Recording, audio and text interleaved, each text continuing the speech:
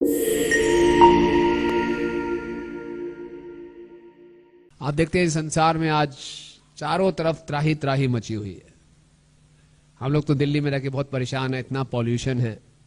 और बताया जा रहा है कि दिल्ली में पंजाबी बाग जो एरिया है नंबर 3 पे है पॉल्यूशन में।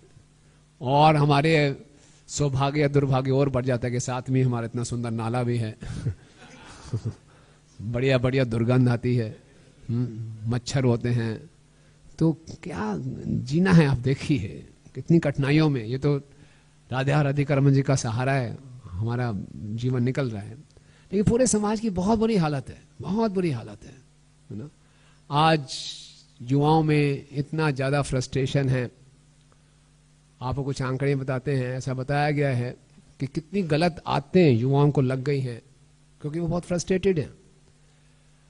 55% भारत के जो टीनेजर्स हैं वो आजकल ड्रग्स लेते हैं। हम लोग प्रचार करते हैं, बड़े बड़े आईआईटीज कॉलेज में जाते हैं, एनआईटीज में जाते हैं, एमबीए कॉलेज में जाते हैं। जितना रिप्यूटेड कॉलेज है उतनी ज्यादा वहां बुरी आदतें हैं। 55% टीनेजर्स, ये बहुत बड़ी बात है। 45% 12th क्लास के स्टूडेंट्स नशा करते हैं, शराब पीते हैं। पूरे विश्व में इस समय 30 करोड़ मानसिक रोग के पेशेंट्स हैं, रिकॉर्डेड जो हैं। कितने? 30 करोड़। और भारत में इसमें 5 करोड़ हैं, 16% भारत में मेंटल डिसऑर्डर्स के केसेस हैं। और ये मानसिक रोग इतने बढ़ गए हैं कि भारत में प्रतिदिन हर दिन 371 लोग आत्महत्या करते हैं। इतनी बुरी हालत है समाज की। तो समाज किस दिशा में जा रहा है, ये सोचने की बात है। कोई भी खुश नहीं है। ये नहीं कि कोई निर्धन व्यक्ति परेशान है या जिसके पास रोजगार नहीं वो परेशान है। अमीर हो, निर्धन हो, कोठियों में रहने वाला हो, झुग्गी झोंपड़ी में रहने वाला हो, सभी के सभी परेशान है। और इतने डिप्रेशन के केसेस बढ़ गए हैं।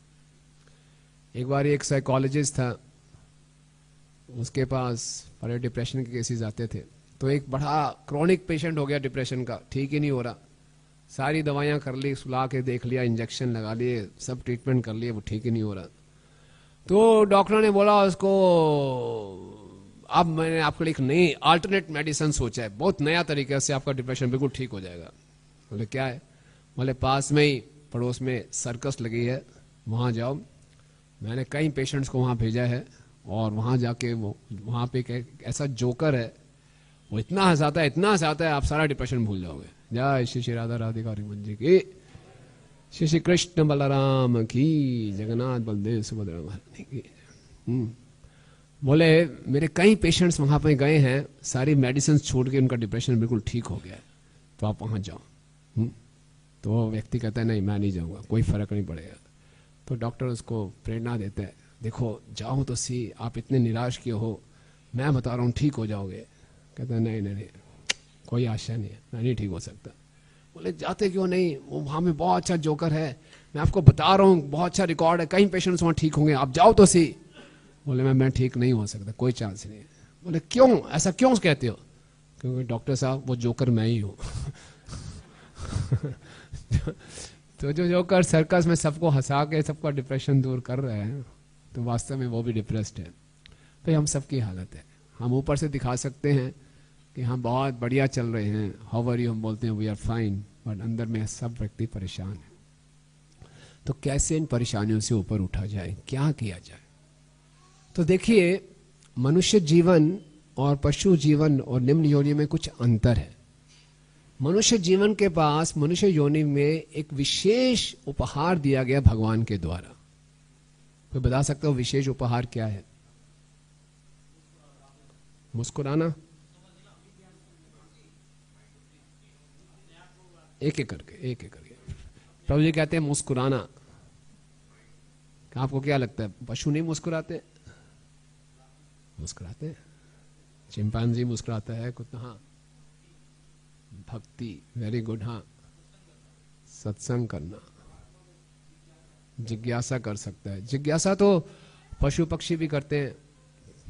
एक पक्षी दूसरे पक्षी से पूछता है दाना कहाँ है ना? आत्म साक्षात्कार कर सकते हैं। यस माता जी पीछे। दिमाग तो बिल्ली में बड़ा तेज होता है, वो देखती है मालकिन घर में नहीं है तभी दूध पीने आती है ना। हाँ, चेतना पशुओं में भी होती है, पेड़ में भी होती है। मनुष्य के पास एक विशेष उपहार है भगवान के द्वारा दिया हुआ।